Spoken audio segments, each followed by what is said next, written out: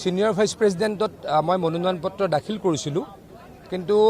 কেতিয়াবাই মানে যেতিয়া যিদিনাখন মনোনয়ন পত্ৰ উইথড্ৰলৰ ডেট আছিলে সেইদিনাখনেই আমি উইথড্ৰ কৰিছিলোঁ মই জয়ন্ত মল্ল বৰুৱা বলিন চেতিয়া আমি সকলোৱে উইথড্ৰ কৰিছিলোঁ আৰু আজি বিধায়কসকলে তেখেতলোকৰ মনোনয়ন পত্ৰ বা কেণ্ডিডেটছৰ প্ৰত্যাহাৰ কৰিছে মাননীয় মুখ্যমন্ত্ৰী ডাঙৰীয়াই আমাক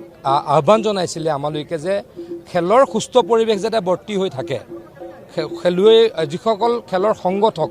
তেখেতসকলে যাতে আগস্থান পায় গতিকে বিধায়কসকল বা মন্ত্ৰীসকলে ইলেকশ্যনত অংশগ্ৰহণ কৰিব নালাগে গতিকে সকলোৱে আমি এই সিদ্ধান্ত লৈছোঁ আৰু অহাকালি ইলেকশ্যন যদি হ'ব অকল খেলৰ সংগঠকসকলৰ মাজত ইলেকশ্যন হ'ব কিন্তু হয় আমি কোনো পৰ্যায়ে খেলক এৰি নিদিওঁ আমি য'ত য'ত আমি আছোঁ মই টেবুল টেনিছৰ এছ'চিয়েশ্যনৰ অধ্যক্ষ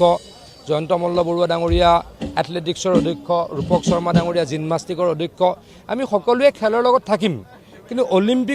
অলিম্পিকৰ ইলেকশ্যনটোত যাতে আমি বেয়া এটা পৰিৱেশলৈকে নিনো তাৰ কাৰণে মুখ্যমন্ত্ৰী ডাঙৰীয়াই যি আহ্বান জনাইছে তাক আমি সকলোৱে মানি ল'লোঁ